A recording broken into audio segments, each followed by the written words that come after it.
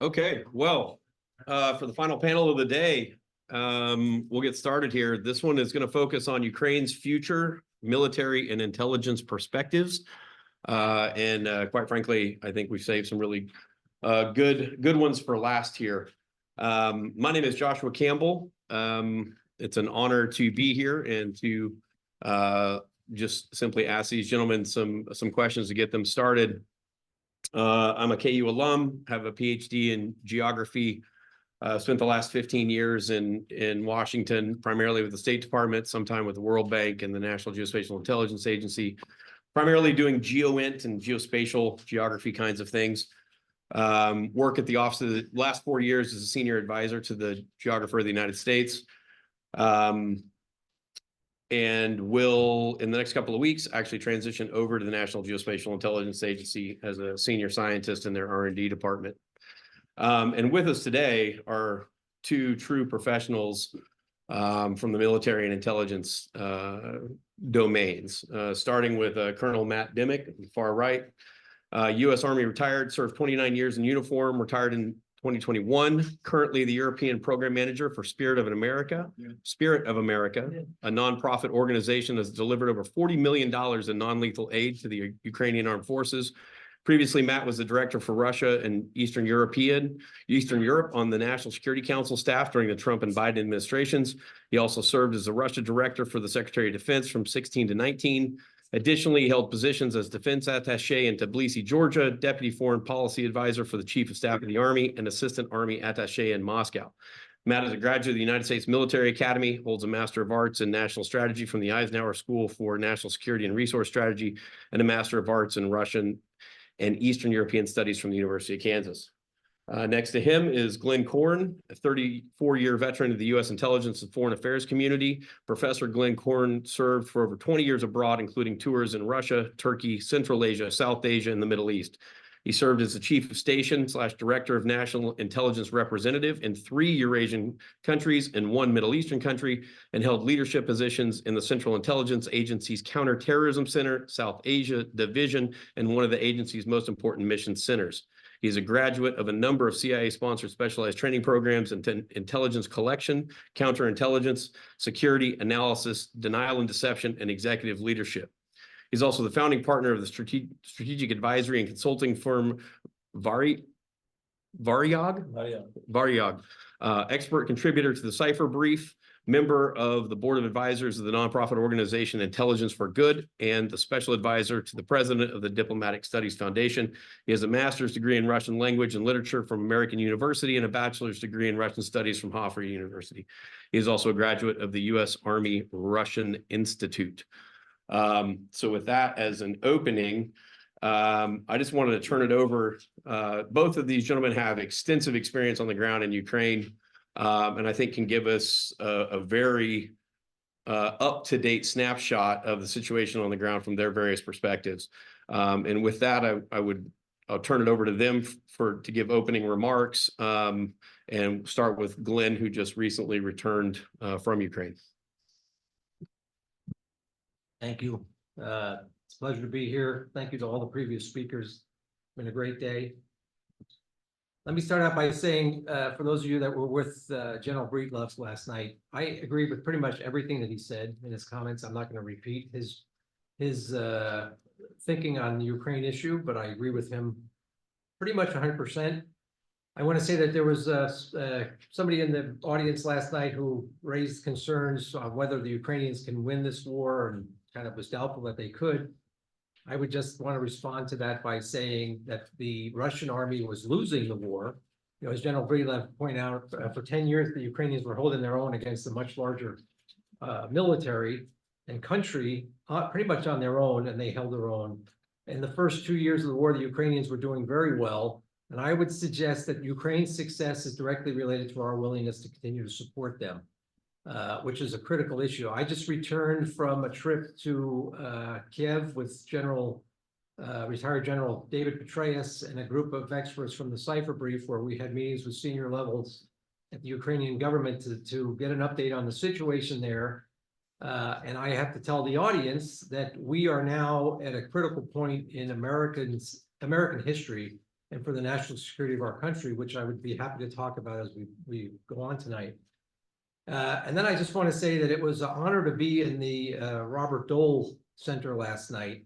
And as General Breedlove was talking, and I was thinking, 2 days ago after I got back from Kiev, I was in the Senate talking to some of the folks in the Senate about aid for Ukraine.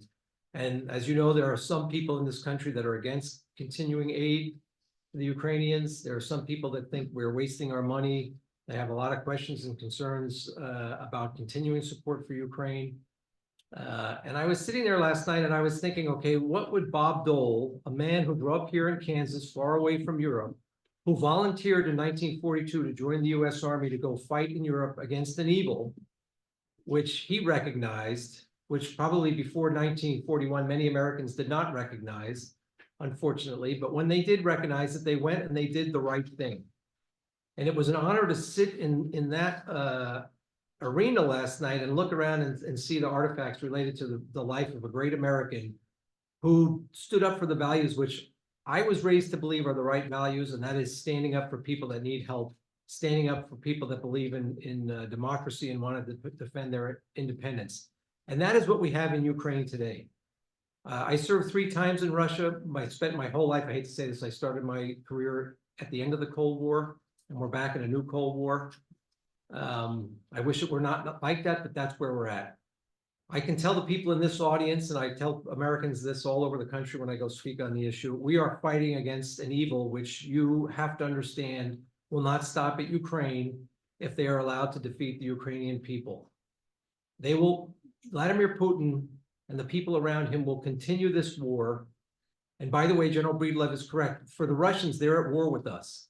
And we in the United States need to wake up and stop believing that we're not at war. We're at war with Russia, and we're at war, in my opinion, with Russia's allies in Iran, and in Beijing, and in Pyongyang. And we have got to, I've been to war, I don't want to see more war, but that's the reality of the world today. We didn't ask for this war, but we're in the war. And if we don't win this war, we're gonna have serious consequences for the United States and our national security. The second and third order effects of failing to stand by the Ukrainians now will be horrible for this country on many levels, and I'm happy to talk about that as well. In terms of what we saw when we were in Ukraine, I am concerned. We were there 4 months ago, and we just went back. The Ukrainians are becoming desperate. They need our assistance. I will stress the Ukrainians have not asked one American to go lay their life down to protect their sovereignty. They're just asking us to give them the equipment they need to defend their country.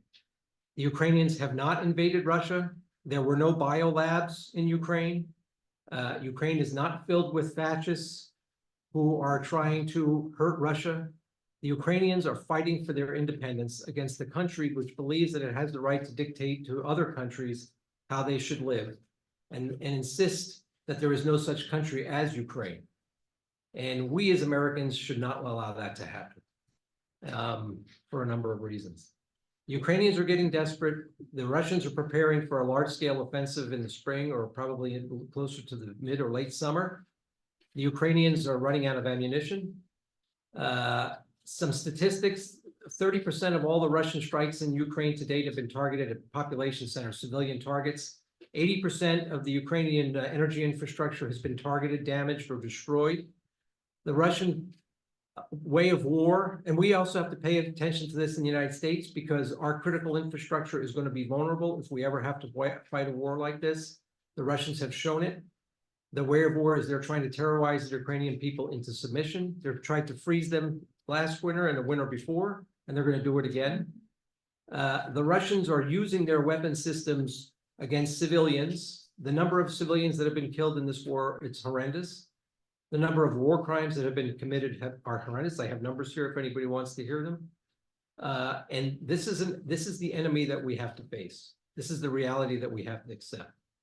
And we should not be distracted, but we talked about the disinformation that the Russians are pumping into the system in this country. It's disheartening to hear people who are well-educated and who have access to all sources of information to repeat some of that disinformation without doing research, without doing a little critical thinking. It's a major challenge in the country today. And I'll just stop at that, and I'm just gonna read, talk about disinformation. This is, Russian disinformation goes back a long time, actually goes back to the Tsarist times.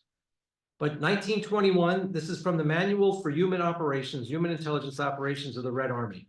And it says, among the most important goals of intelligence services includes the focus on an active effort to influence the population of enemy states via media, spreading of rumors, dissemination of views and ideas that undermine the population's faith in its own government. That is what's happening by the Russians against the Ukrainians today, and it's happening in this country against the United States, our own system of government today. No doubt about it. One of the speakers in the previous panel mentioned that the Ukrainians have been resilient to the Russian disinformation. I'm a little concerned. What I saw is the Russian disinformation is beginning to seep into different sectors of the Ukrainian government and Ukrainian society. I didn't hear that last time I was there, but this time we started to hear some of the things that are being promoted by Moscow are actually being repeated by Ukrainians themselves. And that is also very concerning because the Russians are very good at creating divisions and then exploiting those divisions to undermine their enemies. We as Americans need to stand with the Ukrainians, and we need to do it now. We can't wait. If we wait much longer, Vladimir Putin will have a win in Ukraine, and that will be a major loss for the United States. And I always say this to audiences, I have 2 sons, and I don't want them growing up in a world where a person like Vladimir Putin gets to dictate to other people how they should live. So I'm happy to talk further about any of the things I said, any questions people have. And other than that. Cool. Well, we'll let Matt do his opening, and then I have some questions about a couple of questions, and then we can get it turned over to the audience. Sure, thanks. Great to be with you. This is a great event. Lots of great discussion, teasing out some of these complicated issues surrounding Ukraine and Russia. Although, nothing could be more black and white than the dignity and justice of Ukraine's cause and the absolute evil of Russia's cause. And the fact that there are members of our society that don't understand that or see it as clearly. Leadership in our government that doesn't understand that clearly is very disheartening. They need to come to discussions like this and get a little bit more better educated. My experience in Ukraine these last few years has been through an organization called Spirit of America, which is a nonprofit 501c3 organization. We work alongside troops and diplomats to provide private funding as a philanthropic organization to help our troops and diplomats solve some very difficult problems in very difficult places where a little bit of funding at the right time, at the right place can make a huge difference for allowing the U.S. government to leverage all of its resources that sometimes aren't necessarily fit for purpose. So we've been doing that in Ukraine now for the past 2+ years. We have been in Ukraine since 2014, so we've got a little bit of history with the country, and that has allowed us to see through the lens of the U.S. military and what they're grappling with, as well as our Ukrainian partners. So happy to talk about what they're seeing and what the U.S. military is dealing with. Some of the broad takeaways so far, I think, that we're seeing. This is a discussion on, the intelligence and military applications of what's going on in Ukraine and the future going forward. There are a lot of lessons being learned and a lot of lessons being taken away by our military about what the Ukrainians are facing, how they're fighting, the types of challenges that are being seen on the modern battlefield when you have major conventional forces grappling with each other. So there are lots of lessons to be learned. I think there's some surprises that the U.S. military is seeing. The fact that on a modern battlefield today, there is really no sense that anything you do will not be detected or seen or anticipated because of the ubiquity of sensors of all types, all weather, all day, 24/7, that can monitor everything that's going on the front lines. And Ukrainians have got a 600-mile front line where the Russians can see just about everything that they're doing, planning to do, assembling to do, and so forth. And the Ukrainians are doing the same thing to the Russians. That makes it very difficult to operate under our regular sense of how we would do a combined arms operation against another conventional force. And our U.S. military is going to have to go back and revamp some of its planning, its thinking, and how we go about taking on an enemy under those types of circumstances. And there is also a huge electronic warfare aspect to the modern battlefield that I think is surprising to a lot of U.S. personnel. And that affects just about everything we do. Every weapon system we have in some way, form, or fashion has to rely on the electromagnetic spectrum to either find the target, fix the target, or destroy a target. And when that gets put at risk, the way the Russians are able to do to a lot of the Ukrainian systems, you have to get a lot more inventive and a lot more creative. And I think that's going to cause some huge challenges in reconfiguring how we go about our business in sophisticated combined arms operations. So those are all big lessons to be learned. The U.S. military, of course, is up to the task. They'll take those and they will put those into the kit bag. Unfortunately, the Ukrainians don't have all the same resources and assets that the U.S. military would have. So they're having to fight with one hand, maybe even sometimes both hands tied behind their backs. Where they don't have the air cover, the exquisite intelligence, the hundreds, thousands of rounds of high precision, long-range munitions that would devastate the Russian military. So unfortunately, they're paying in blood to do a task in a way that is much harder and much more difficult than it would be if the U.S., NATO, or Western forces were going after it. But still, lots of lessons to be learned. Matt, maybe I could pull a thread just a touch there. So when you say persistent sensing, that gets more into the geospatial lane. Is that the other thing that that the public has seen in the Ukraine war is the use of drones? So when you say persistent sensing, can you speak a little bit more about what are the sources of those sensors? How are they putting persistence in play? Is it all on drones? Is it something else? Yeah, it's a multi-layered approach when it comes to figuring out both sides trying to get a sense of what the other side is doing. The Russians, for their part, they have got ubiquitous drone coverage across the entire front lines. And in the early stages of the war, they were well behind in the drone game. They came to the conflict with a certain set of drones that they had and really ended up not being fit for purpose. They have since rectified that. They figured out what Ukrainians are doing with some of their improvisational and sophisticated techniques for using drones, and they have since replicated some of the best practices and have gone back and are manufacturing lightweight drones by the tens of thousands. And now on the front lines, the Ukrainians are actually on the back foot when it comes to the number of small tactical frontline drones that are giving the Russians the advantage when it comes to being able to see trench systems and frontline positions that the Ukrainians occupy. And it's a huge problem because Ukrainians ran into this when they were trying to do the counteroffensive. Every movement on those front lines was seen by the Russians, and the Russians were able to put artillery on those Ukrainian positions that were trying to move, assemble, and go right into the teeth of Russian defenses. And it was very bloody and costly, and was probably the primary factor for the Ukrainian counteroffensive bogging down and being reduced to attacks of 100 meters a day and incremental gains.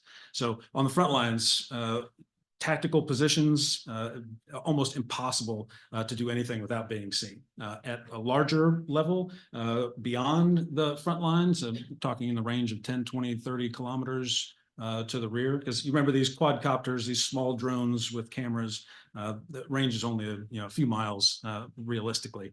In some cases, maybe 5 miles beyond. So it's very much a frontline gaze from the small drones. To get a little bit farther, you've got to get fixed wing drones that have a little bit more loiter time, more distance, but those also are susceptible to air defense, to jamming, and so forth. So that takes some greater tactics and skill to be able to get beyond the front lines, beyond Russia's electronic warfare defenses and air defenses, and be able to go and peer beyond that front line. So far, the Ukrainians are doing a much better job at this than the Russians. So the Russians, as I said, they came to the fight with a few fixed wing systems. They have since elevated their game a little bit, but they're very challenged when it comes to seeing beyond Ukraine's front lines with their drone coverage. So they have to rely on human intelligence, in some cases, a little bit of satellite coverage to be able to see beyond Ukraine's front lines, whereas Ukrainians have a few other advantages that the Russians don't have. One is they've got large Western partners, primarily the US, with exquisite technical means for peering deep into Russian occupied territory and being able to see systems and sense systems with our long range drones, our satellite coverage. There's very little that the U.S. and other nations cannot see of Russian positions in occupied territory, and that is being shared with the Ukrainians under certain legal restrictions, where I think the U.S. and other allied partners are not giving them specific grid coordinates about specific targets, but they come very, very close, enough to where the Ukrainians can get a good sense of what the Russians are doing, where their major systems are, and then they can go after them themselves with their own drones and so forth. So Ukrainians have a much better gaze beyond the front lines. Russians are struggling to a little bit. And the last thing I'll say is there are a number of private intelligence companies who have access, who have purchased geospatial imagery, which is very, very good imagery. We're talking in some cases several meters of resolution, which several meters of resolution will get you a fix on a counter battery radar, a tank.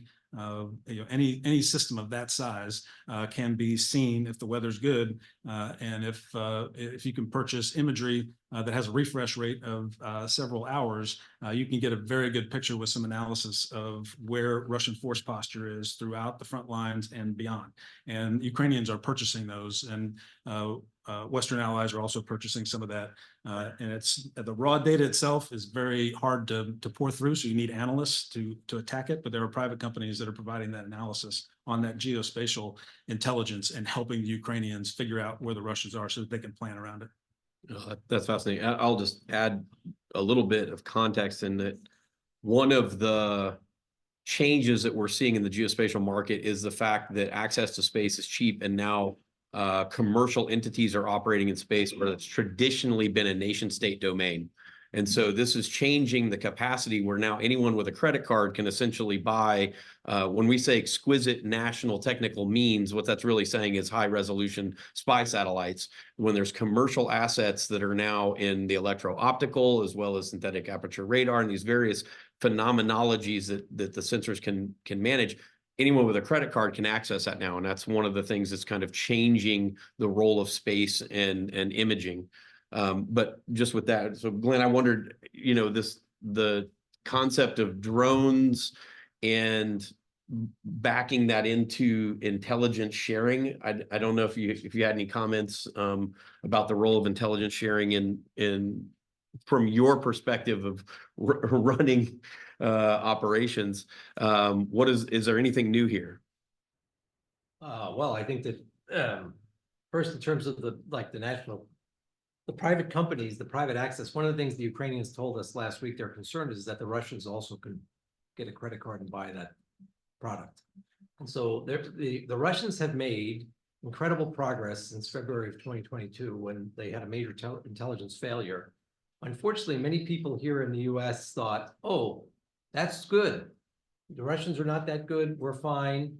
And what we're learning is that we shouldn't be learning this. We should have known this through the history of Russian intelligence services and the Soviet intelligence services. They've made many mistakes and they've had many failures in the past, but they learn quickly. And my experience with the Russians is when they make a mistake, they make it one time and they don't repeat it. And what the Ukrainians told us is the Russians have made incredible progress, unfortunately for the Ukrainians. What we're seeing is the Russian strikes against Ukrainian targets are very effective, and the Ukrainians know that the Russians have very accurate intelligence, which they're getting very quickly, both on military targets and on civilian targets. And so when the Ukrainians try and do something to increase the defense, for example, of an energy infrastructure or a national critical infrastructure target, the Russians seem to have very, very good intelligence on exactly where to strike the target, how to strike the target, and they're being very effective, which is unfortunate. In terms of sharing of intelligence, I've said for many years, going along even before 2014, my own assessment is the United States made a mistake in ignoring Russia or taking our eye off the ball after, in the 1990s, and then especially after 9/11. We learned the hard way in 2016 that the Russians never took their eye off the United States, that they had their own ambitions and their own plans and their own view of what the relationship should be like with the United States. They've been very aggressively targeting Americans for many years. I spent part of my career in the former Soviet Union, and I can tell you that as early as 2000, 2001, they were very, very actively conducting active measures operations against US interests. And there was almost a denial in Washington that that could be the case because everybody wanted to say that Russia was their friend. And that was not the case. Intelligence sharing, in my experience with for example, the Ukrainians, we have more to learn from the Ukrainians than they have to learn from us, in my opinion. Nobody knows the Russians better than the Ukrainians. I argued this when I was still in service, and I would continue to argue it today. We need to do the sharing, one, to enable the Ukrainians to win this war, and two, we need to be asking the Ukrainians to teach us. Not just the Ukrainians, but many other services I worked with who were very, very good, very proficient. And sometimes in the United States, we have this arrogance where we think we know it all and we don't need to ask. Or maybe it's pride, I don't know. But we have a lot to learn from services like the 3 Ukrainian intelligence services who are doing a phenomenal job given the circumstances under which they're fighting this war. I think we've done well, as this is my opinion now on the outside, as an former intelligence officer, in learning to share, especially after 9/11, and cooperate with other foreign intelligence services. But we have a lot of room to grow. And on the battlefield in Ukraine, again, the Ukrainians are not asking anybody in this room or any of your children to go fight in Ukraine. What they're asking is for us to share intelligence with them to help them fight, and the equipment, the weapons, the munitions, and the equipment to fight. And of course, they're going to ask after the war, and let's pray that that war is a war that is successful for the Ukrainians to defend and take back their territory. They're going to ask for our help to rebuild their country, which is going to be in great need of assistance. And we as Americans should make sure that we have a Marshall Plan in place and ready to go together with our European and Western partners to make Ukraine into a symbol of success. Because in my opinion, that is what's going to change Russia.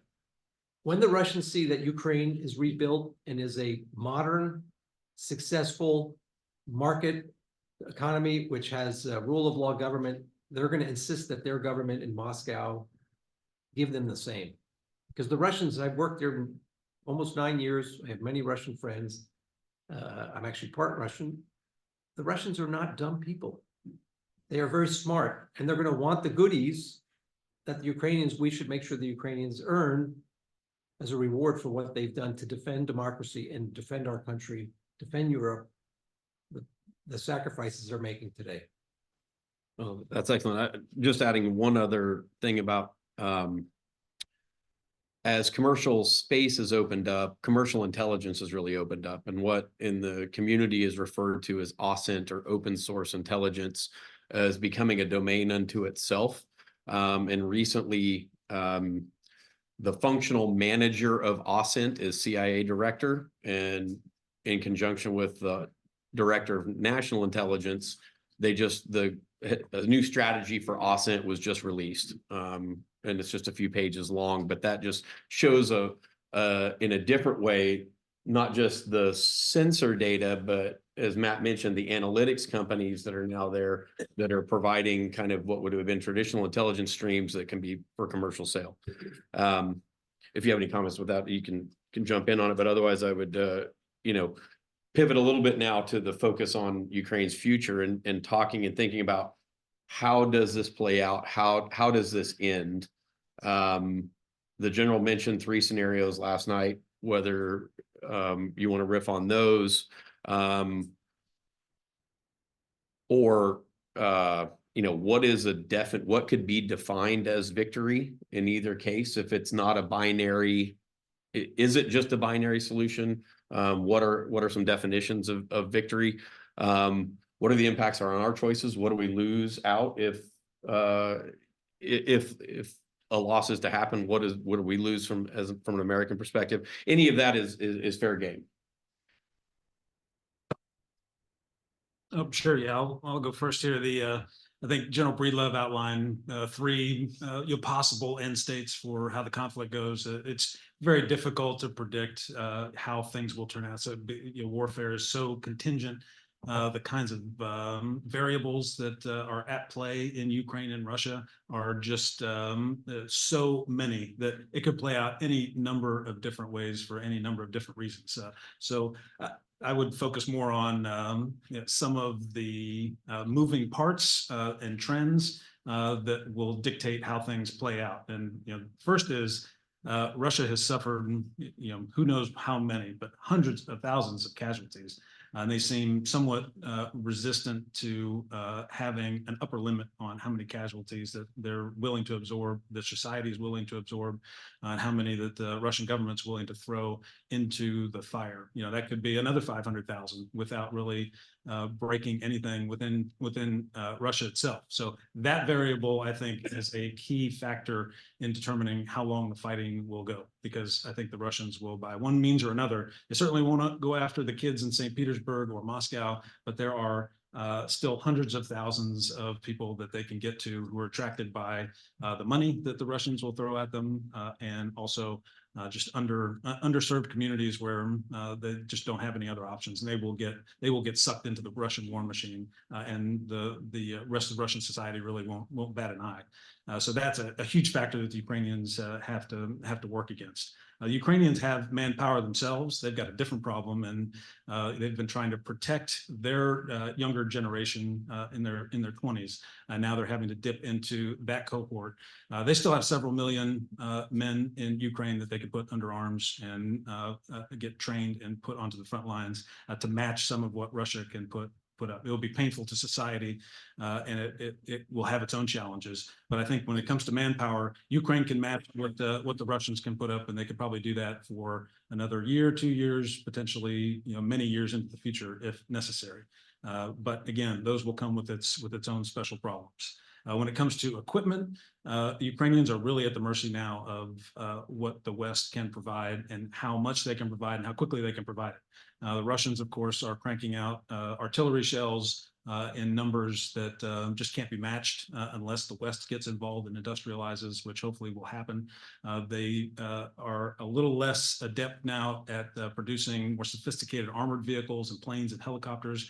It'll take them a long time to recover the losses that they're being inflicted upon them on the front lines. And I think what that means for the Russian fighting force in the future, you're already seeing it now, and it's not going to improve as long as Ukrainians can continue to inflict casualties on the Russian military in Ukraine.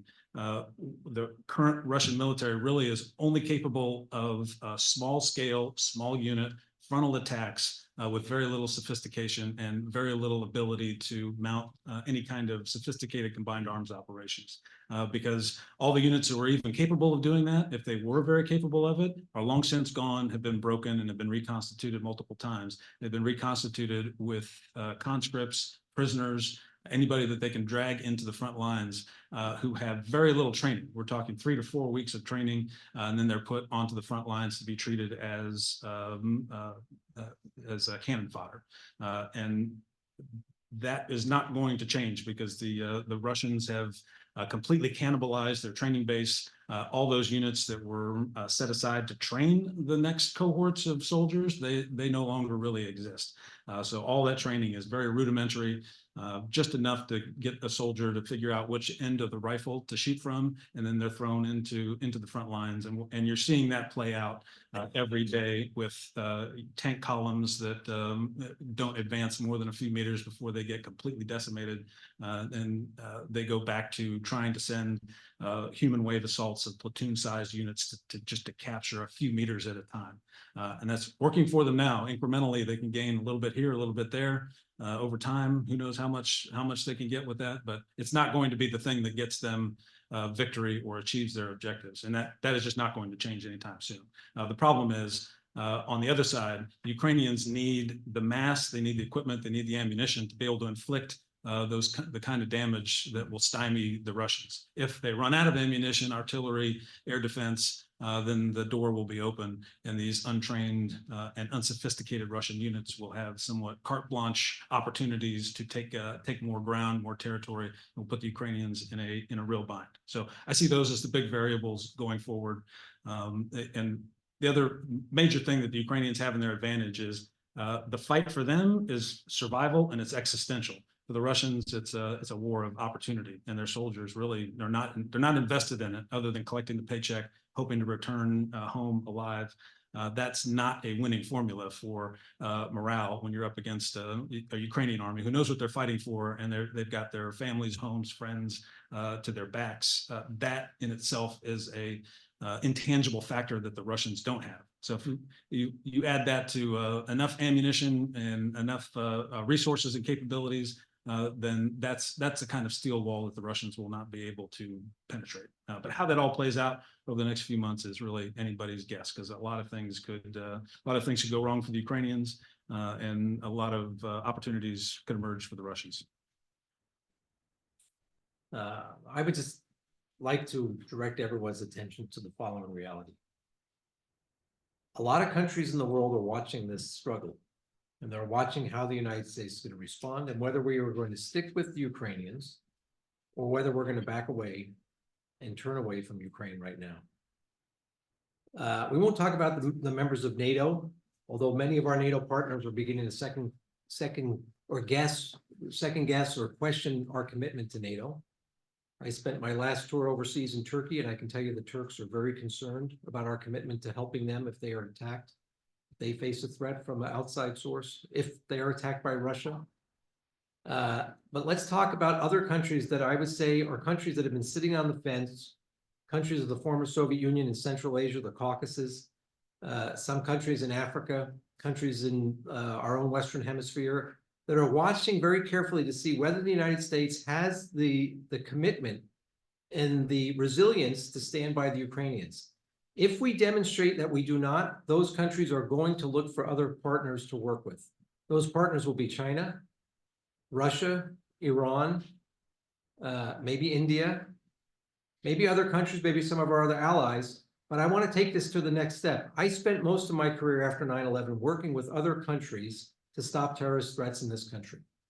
And I'm very proud of the work that we did in the CIA and the intelligence community in stopping many threats from happening here in Kansas, in Missouri, in New York, around the country, because Al-Qaeda and other groups were very focused on conducting more attacks in our homeland. But to do what we did, we needed the partnerships, and we had to rely on our foreign partners more than most Americans will ever know. Countries that had to make the commitment to take a risk to work with us, but they did that because they thought they could trust us and they could count on us and that we would help them if they were ever in a pinch. If we fail now, we can't count on that. Now we have to look at let's say, God willing, that the Ukrainians, how should we define victory? I think we should let the Ukrainians define victory. It's their war, it's their country, and whatever the Ukrainians decide is victory for them, I think we should support them in. Unless it's taking Moscow, we might want to, because some Ukrainians did ask me, they said, oh, Glenn, you worked in Moscow. Can you show us where the Kremlin is? Can you sit on the first tank when we roll into it? But going to be an interesting ride. But let's just say that the war ends in a way that the Ukrainians wanted to win. We're still going to be all facing some serious consequences from that war. We heard about the environmental consequences. Let's think about this. When we were in Kiev, the Ukrainian Minister of Defense mentioned about 1 million Ukrainians that have been at war, some of them for 2 years or more. Those of us who saw Iraq and Afghanistan and know the impact, the PTSD issues that many of my colleagues and good friends are facing now from what they saw in combat, we're going to have very significant issues, both in Ukraine and in Russia. The Russians have recruited into their armed forces 100,000 convicts, criminals. Many of those are going to go back to Russia. They're already going back to Russia and causing a rise in crime, violent crime, rape, murder, okay? The Ukrainians, when they come back from the front, are going to go from making 3,000 euros a month, which is what their average pay is, to about 500 euros a month maximum, given the realities of the Ukrainian economy. Many of the commanders in the Ukrainian army are going to go back and they're not going to have commands. They're not going to have positions of influence. These are all going to lead to societal issues that we have to deal with. There are a lot of weapons on the battlefield. And I spent part of my career chasing down stingers that we had given to the Mujahideen in Afghanistan in the 80s. And we had to make sure that they were not in the wrong hands afterwards, because we knew that Al-Qaeda wanted to use them for purposes we didn't want them used for. So we have to be realistic. There's going to be weapons proliferation. There's going to be transnational crime, human smuggling. It's going to be a result of a horrific war that the Russians unleashed on their neighbor. Okay? We need to have the relationships and the partnerships and people that trust us to help stop that, to help defend our country and our allies from that. If we don't win this war, we don't enable the Ukrainians to win this war, we can't count on that. We should be very, very realistic about it. And, you know, selfishly as an American, I want to make sure that the Ukrainians win, because I want the countries where I had the ability to turn to local partners and get cooperation from them to continue. We can't count on that if we lose, if we turn our back, if we're seen as someone that turns away from a country which was a friend that looked to us for help, and we've decided not to help them. So I hope all Americans think about that. And then the other thing we should think about is all the natural resources and all the opportunities that Ukraine offers for American business, for American companies, because it's a rich country.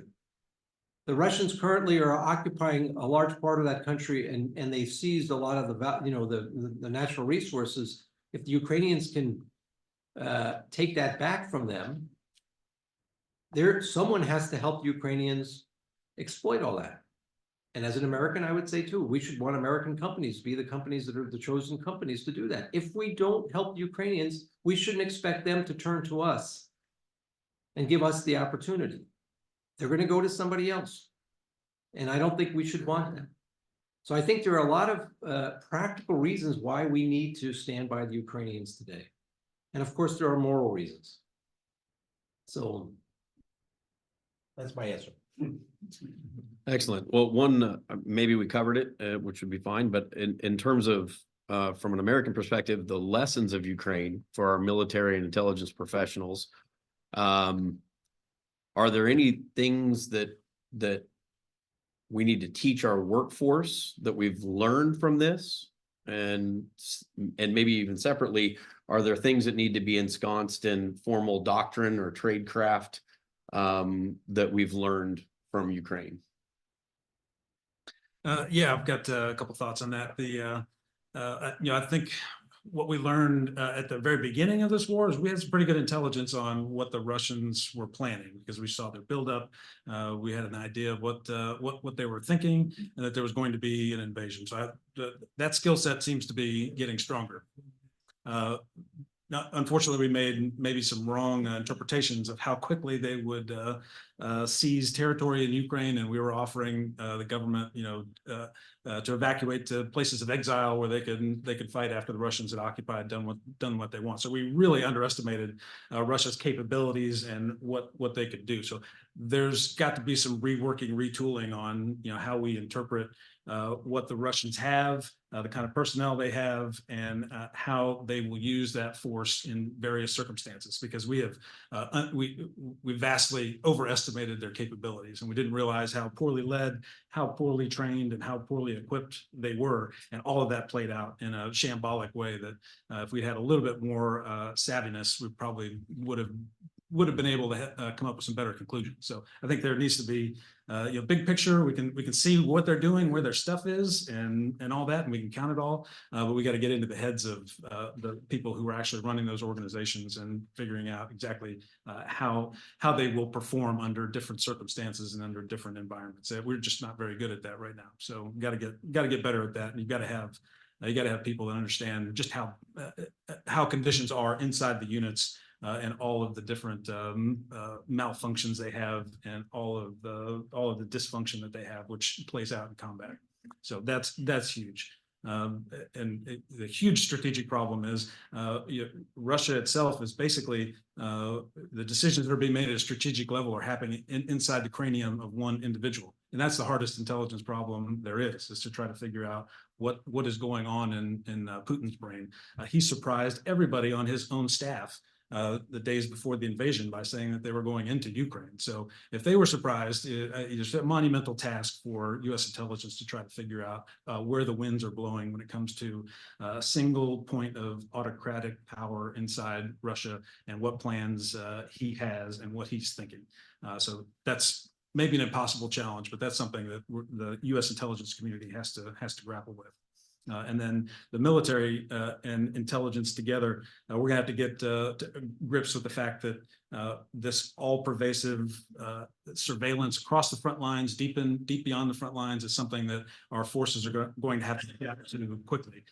Any piece of equipment, artillery, air defense, logistics node, C2 node, if it stays in one place for too long, it's going to be targeted and it's going to be struck by long-range precision munitions, and that has to be dealt with. So command posts can no longer just go and set up and have these massive antenna farms and huge structures that take days to tear down and put up. They got to be much more mobile, much more distributed, and we're going to have to use deception and other things to point our adversaries in other directions while we move to conduct operations in another direction.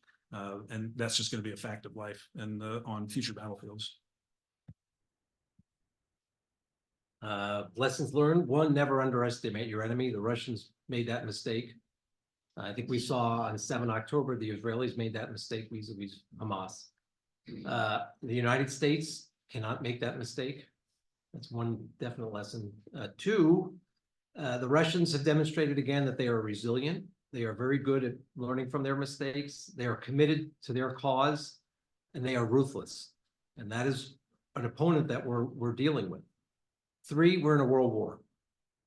Okay, this war isn't just in Ukraine. Before the Russians did what they did on 22 February, there was a lot of talk. Okay, we're pivot to Asia again, focus on China. Let's focus on China. Putin didn't want that. Okay, people were saying in Washington before 7 October that the Middle East is no longer a big problem. It's a stable place. It's never been so, I forget what the exact term was, it's never been so comfortable in years. And then we have now a situation where we're on the brink of a major military conflict in the Middle East. We're at war all over the world. In many places, it's an intelligence war right now. It hasn't turned into a shooting war, and hopefully it will not. But the American people and the American intelligence community needs to accept that. And the people that we're fighting against are very resilient, very hardworking, very dedicated to their cause. And if we are not more dedicated and harder working and more focused, we are not going to win that war. And that's just the reality. We don't get to win just because we're Americans and because we have nice suits or we drive nice cars. That's not how you win a war. So we have got to be as committed or more committed, I would argue more committed and more basically harder working. And we have to stop trying to pretend that we can focus only on one part of the world or one intelligence problem at one time. We don't have that luxury, and it's unfortunate. I've never seen the world as complicated as it is today, and I've never seen so many threats facing our country today. That is just a reality, and the American people need to support the intelligence community and the U.S. military in making sure that we can fight this war, the intelligence war we're in, and then be ready if it turns into a hot war to defend this country, our allies, and our interests. Thank you. That was amazing. I think at this point, it'd be appropriate to turn it over to questions from the audience. I'll give Ashley a second to, while she's coming up, just maybe real briefly, the ISIS attack in Moscow quickly let us know that the terrorism wasn't over. A widening war in the Middle East is particularly going to squeeze a NATO ally in Turkey. I don't know if you have any quick thoughts on, often today we've been talking about Ukraine almost like it's isolated, but there's all these things going on around it. I don't know if you had any other quick thoughts on what that regional picture is going to look like for Ukraine. Well, I mean, look, okay, the Balkans are still a tinderbox, and the Russians are trying to cause problems in the Balkans to distract attention away from Ukraine. In our own hemisphere, Venezuela is poised to invade a neighboring country. Yeah. What is the United States going to do if that happens? What are we going to do to stop that from happening? In Africa, there are a number of wars that are continuing. The ISIS attack, no matter what Vladimir Putin wants to say, it was not supported or created by the Ukrainians or by the United States or MI6. ISIS has for a long time wanted to conduct attacks in Russia. Many of you may remember in 2017, we actually helped them stop a major attack in St. Petersburg. My argument is that at that time, they were willing to listen to us and talk to us, and we were able to help them. And President Putin almost knocked me off my seat at the time where I was sitting, because he actually sent a thank you to me and my team for helping them, which I never thought I would see in my life. But he denied the Russian people that opportunity again by starting, well, first by trying to kill Sergei Skripal in Salisbury in 2018, causing another major rift in diplomatic relations between the US and Moscow, between the US and Russia and our allies in Russia. And then in February 2022 by expanding the war. And so those people that died and those innocent people that died in Moscow, their blood is on Putin's hand. Of course, 200 to 300,000 young Russians that have died in Ukraine, their blood is on his hands as well. And many, unfortunately, Ukrainians who did not ask for this war, their blood is on the hands of Vladimir Putin. So you can go across the globe. Taiwan, many people have argued, I think General Breedlove would agree, if we appease Putin, how is Xi Jinping going to interpret it? And what does that mean for our allies in Asia? Okay, what does it mean for Taiwan? You can go around the world and you can find places where we are on a very dangerous situations. And so that's what I mean by we are in a world war right now. Matt, did you? Okay. Yeah. Yeah. If I can, thank you so much. I completely agree of all the practical and moral reasons why we want to support Ukraine. But the one, and General Breedlove said it last night, you agreed with him, which tells me I'm completely wrong, but be that as it may. The scenario that I still absolutely struggle with is that Russia won't stop with Ukraine. And the reason I struggle with that is what Matt just spoke about. The situation with the Russian army and their inability to reconstitute, to be able to project force any much further. And if they would, even if it was just a portion of Ukraine that they would maintain, there's got to be a counterinsurgency. They're going to be fighting a counterinsurgency war throughout the time, and then continue to try to reconstitute. Everything you said, I agree, but I think I just disagree with that.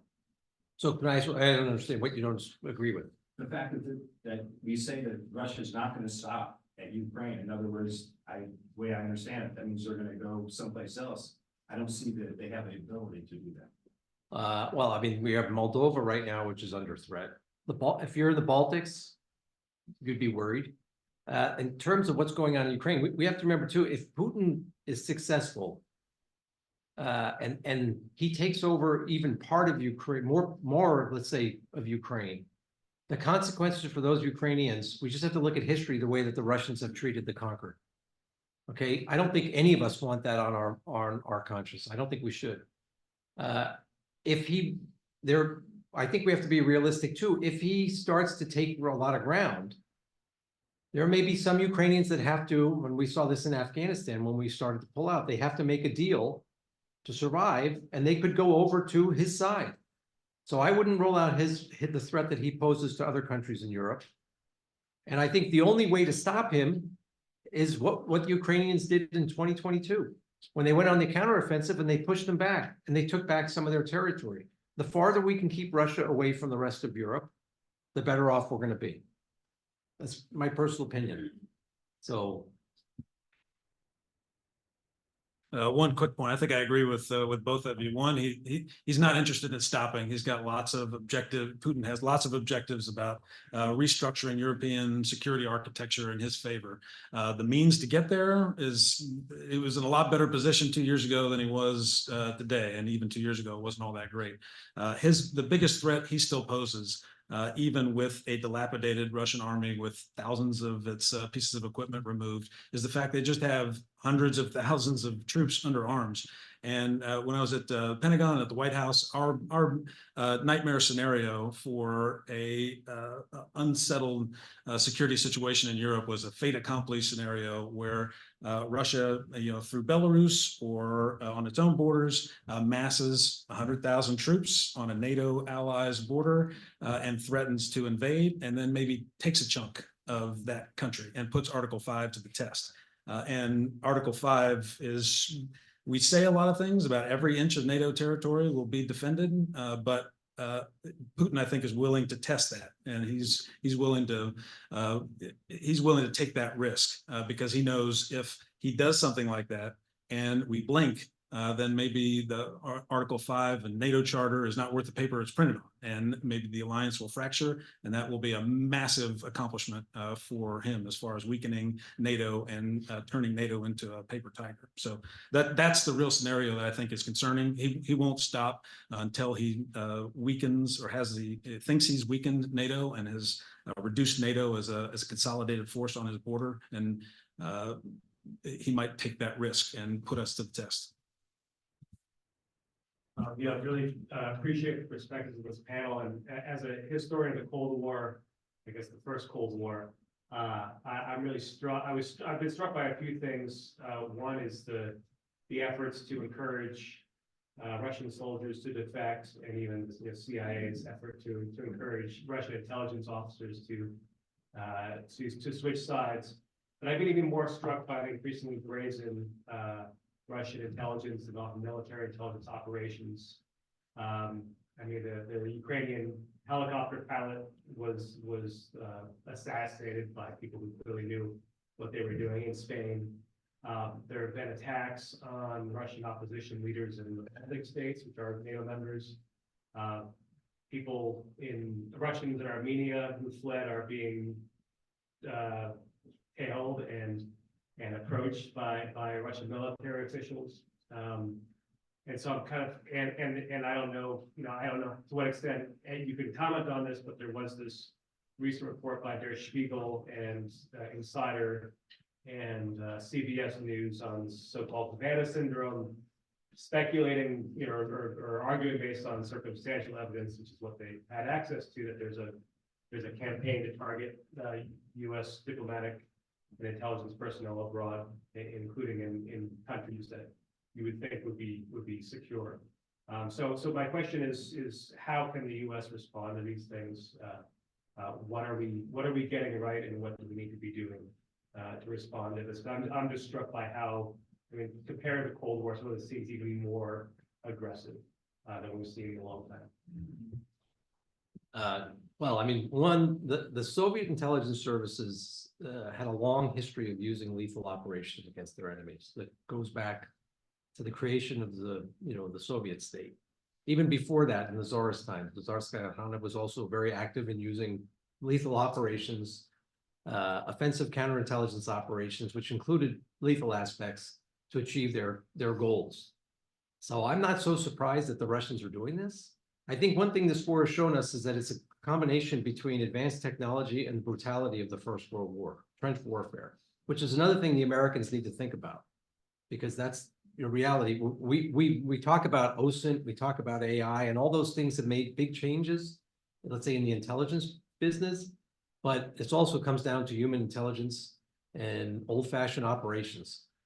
In terms of dealing with what the Russians are doing, I said we need to be, in my opinion, as devious and as dedicated to stopping them at doing what they're doing as that what they're doing. And the AHI issue is a very complicated issue. I won't get into it here.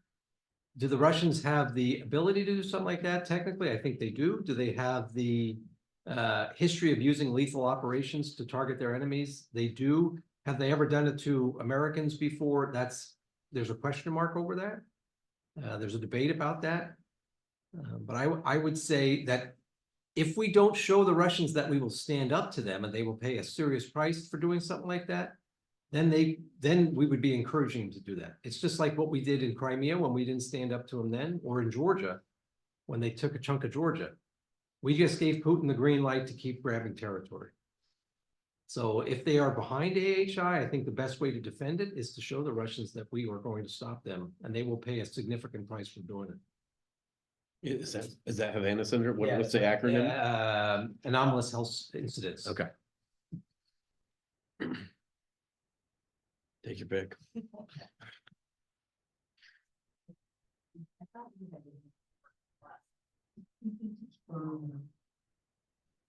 I think that the useful,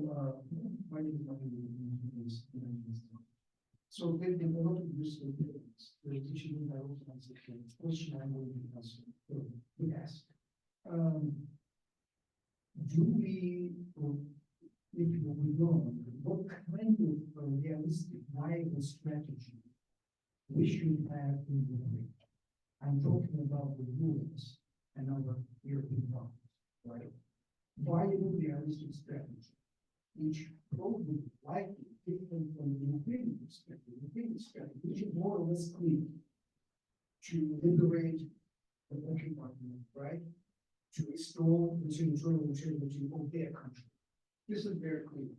What we are looking for achieving in Ukraine from the geopolitical perspective, from the national security perspective, and what is the related instinct for us? And the last related question is, yesterday and today I heard several times the defeat of Russia. What this defeat of Russia would look like? I would be interested to hear your perspective. Thank you. Yeah, I think that's you put your finger on the $1 million question, because we certainly as a country have been completely befuddled by trying to come up with a strategy for Ukraine and then articulate it and then convince the American people of it. So, F on the administration's efforts, the U.S. government's efforts to try to come up with a viable strategy. And maybe the circumstances are so contingent and the risks are of escalation are too high for us to do more than just kind of muddle through it. But we could certainly be doing a lot better muddling than what we're doing. I mean, at a minimum, we should be emptying the reserves of ammunition and equipment to a painful level, not just here's some excess stuff that we have that you might need. We should be digging a lot deeper, and us and other European countries should all be doing it to provide multiples of what we are currently providing to the Ukrainians, to give them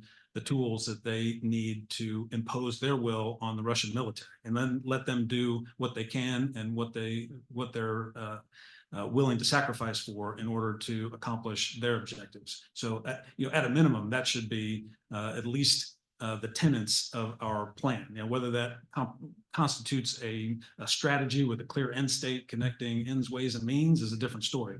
But we could certainly be helping the Ukrainians a lot more without trickling aid at little bits, just enough too late. Like we're currently doing, and that would make a huge difference, and that would change the circumstances of the opportunities that Ukraine has to impose their will on the Russians and make progress on the battlefield, stymie the Russians, impose pain on the Russians, and maybe create some conditions of Russian collapse, or make it so hard for the Russians that they just will seek on their own to return to base and do whatever they're going to do. I don't think there is a clear answer on a viable strategy without the U.S. declaring war on Russia and then completely providing security guarantees to the Ukrainians, which is not politically feasible, nor is that probably smart. So I don't know if there is a clear strategy out there. We certainly haven't found it. We haven't put our finger on it. Certainly haven't articulated it. But there is a big delta between what we're doing now and a little bit more sophisticated help to the Ukrainians going forward. In terms of victory, again, I think we should let the Ukrainians define for Ukraine what victory is. My own personal view, and this is my personal view, right? So as everyone said, they caveat what they say, but this is just Glenn speaking.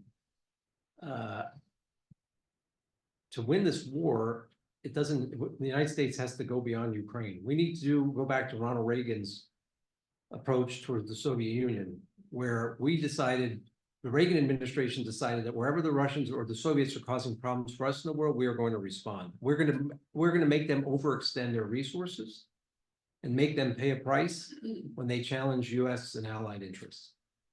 I wish we would do more of that today. You guys probably saw the Ukrainians allegedly supported a strike in Sudan against some of the Russian paid mercenaries. And I think the Ukrainians did that to send a message to the Russians that we're going to challenge you all over the world. We should be doing that, in my opinion. We should be making Putin decide, am I going to dedicate military assets to Syria, or am I going to dedicate them to the battlefield in Ukraine? Am I going to continue to challenge the United States in the Western Hemisphere by helping the Nicaraguans to build an intelligence center and train the Nicaraguan police who are suppressing their own people, throwing people in jail without trial? Or am I going to use those resources to try and shore up my military effort? For me, victory, I used to tell the Russians this all the time when I served there. You can do whatever you want in your country as far as I'm concerned. If you want to live with Putin and you want to live in this system, you have at it. But the days should be over of Russia dictating to its neighbors how they have to live. And as an American, I would hope that we would stand by those countries, whether it's Azerbaijan, whether it's Uzbekistan, whether it's Moldova, whether it's Estonia, and of course, Ukraine. When they say that we want to take a certain course or we want to ally with a certain country, we should not let the Russians have say in whether or not they should do that. They can do that. Those countries are not Russia, and they're not part of the Russian Empire. They're independent countries.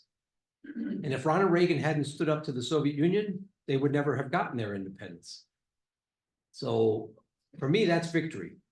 Let the Russians decide what they want to do at home. And by the way, I am convinced that if the Ukrainians are successful in pushing back and taking back their territory, that the Russian people will demand change in their own country. And that would be a great victory, because there's so much potential for a better relationship with the United States and Russia, but not as long as Vladimir Putin's in charge. Yeah. Okay, Dmitry Medvedev is a sad version of Vladimir Putin.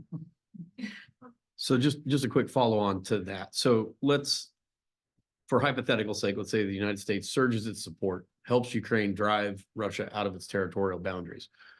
The day after that, what do? Are we now saying, because the Georgians are going to come knock on our door and go, hey, South Ossetia and Abkhazia are still occupied. Does that mean, do you see that having a domino effect for us in terms of needing to support other places where this has happened?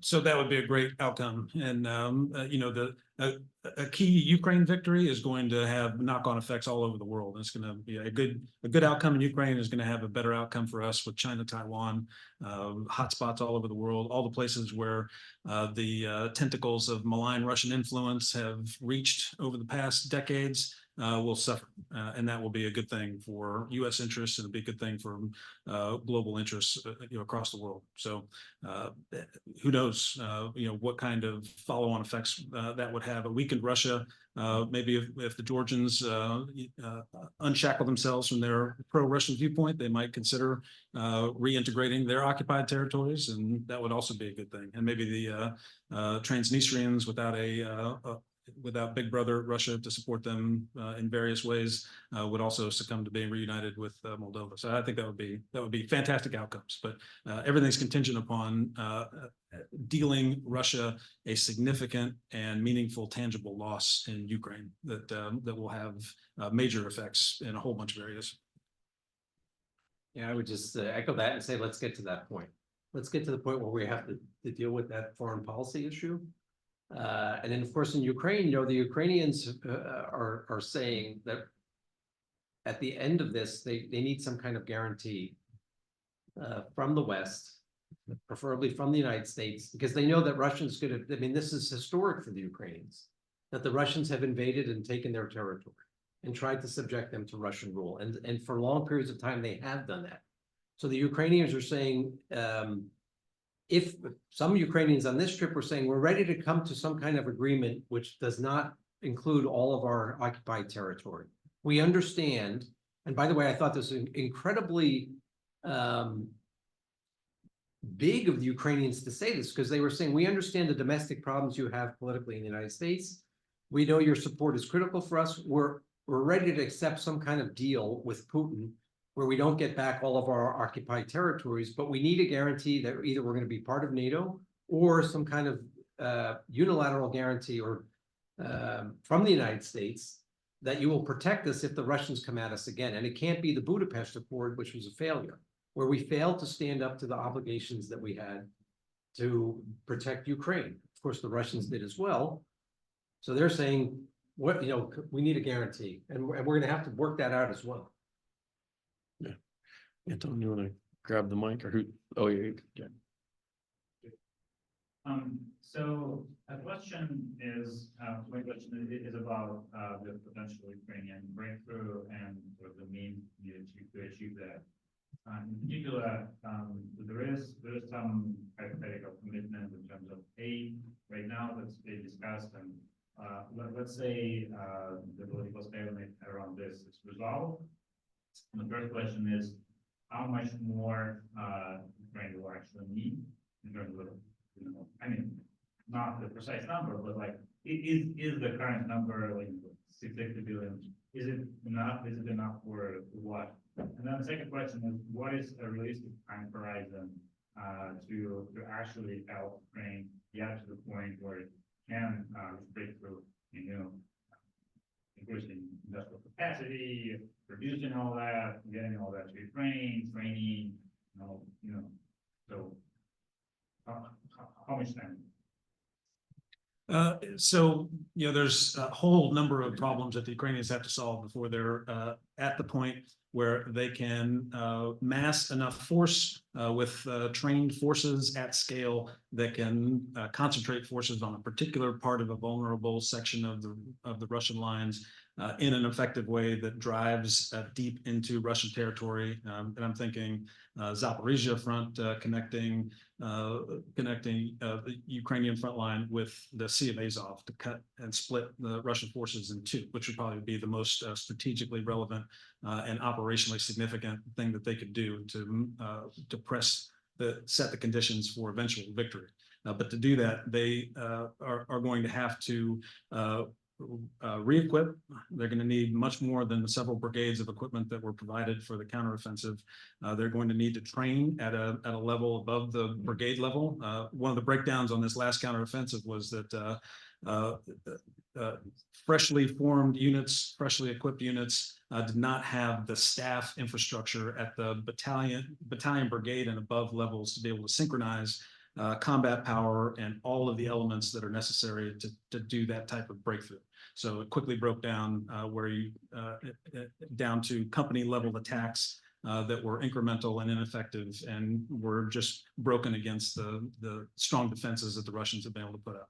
So to overcome that, it's going to take potentially months, years of the ability of Ukraine to pull forces off, train, get staffs to a proficient level, and then be able to mass those forces unmolested by Russian counterattacks, and then do that type of operation. That could be a year or longer away before they're reasonably able to do that. In the meantime, they still have to weaken Russian defenses across the front lines, create pockets of weakness that can be exploited. And that also takes time, and it takes resources, and it takes ability. So I think you're talking, there's a long slog ahead for the Ukrainians to be able to get to that point. In the meantime, they're going to have to continue to deplete and attrit Russian forces at the front lines and go after some of their high payoff targets behind the lines in order to create those conditions at the same time that they're preparing their own forces to be able to do this very advanced type of combined arms operation at the division core and above level, which right now is beyond the means of Ukrainian staff capacity. So I think that's kind of that's how I see it based on what's been happening this past year and the kind of circumstances that they're up against. I think right now it's critical that we get the Ukrainians' air defense systems more. Okay, we have to resupply what we've given them. We need that. They need more. They need air assets. because they have been fighting a war with one hand tied behind their back. We've asked them last year to do a counteroffensive, which no US military commander would have ever agreed to, and they did it. We shouldn't ask them to do that again.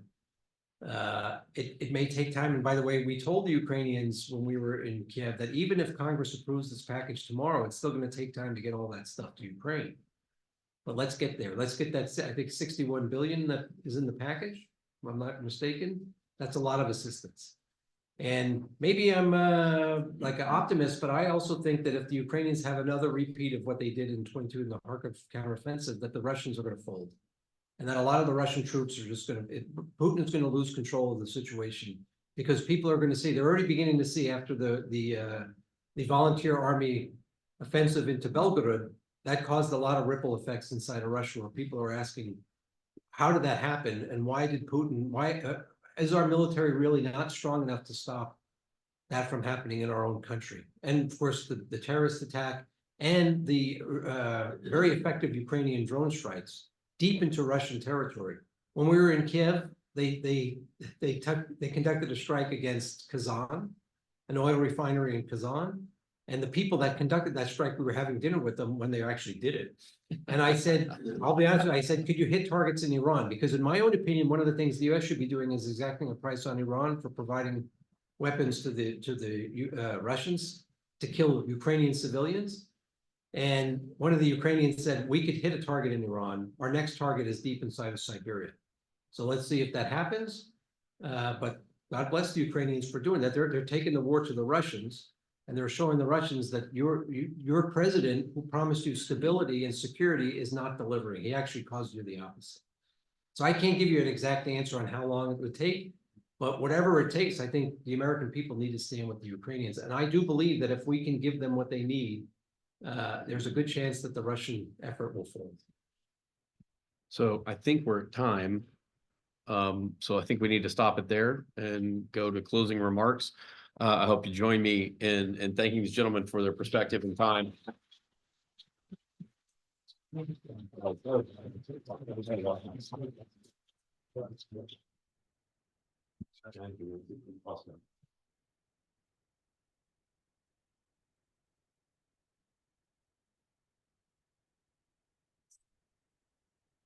All right, well, thank you all for being with us here today. Thank you to our wonderful panelists. I'm just really delighted to have been a part of these conversations these past 2 days. I want to thank you all for coming, and hope you'll stay tuned for future events that we're doing with graduate military programs, ICCAE, and the Center for Russian East European Eurasian Studies.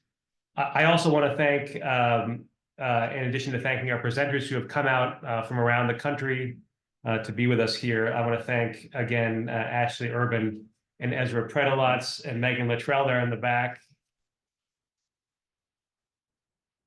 for so much work over so many months to make this possible. I want to thank our tech team who's been standing by at the ready, and I want to thank my collaborator Mike Denning for all the great work we've done here together.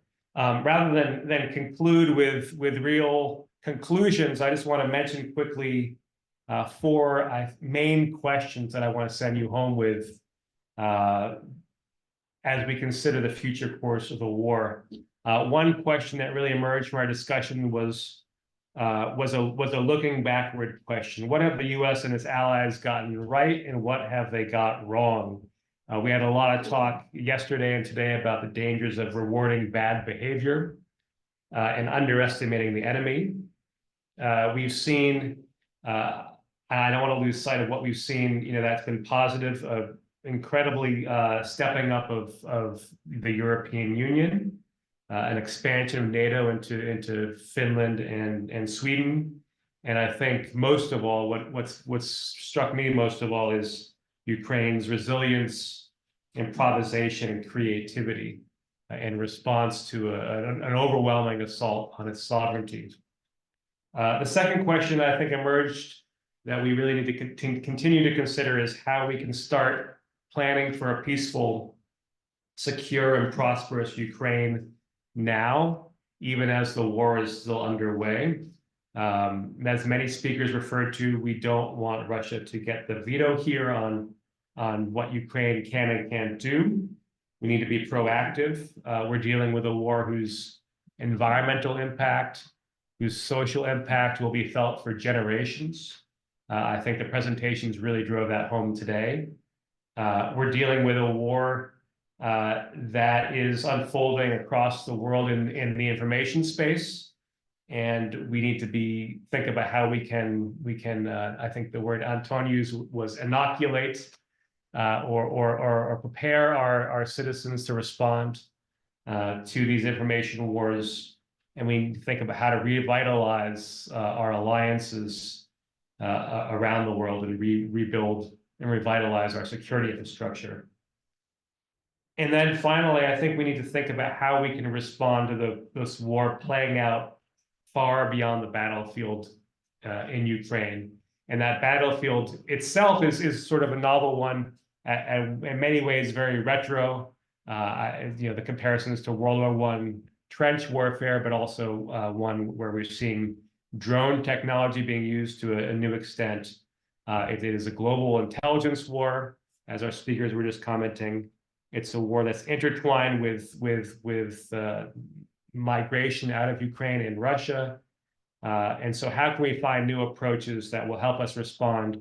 And how can we prevent war like this from breaking out in Moldova and Taiwan and Georgia? So these are questions I think we'll be pondering. I encourage you to continue to engage them. From this conference, we're going to have, we already have a website.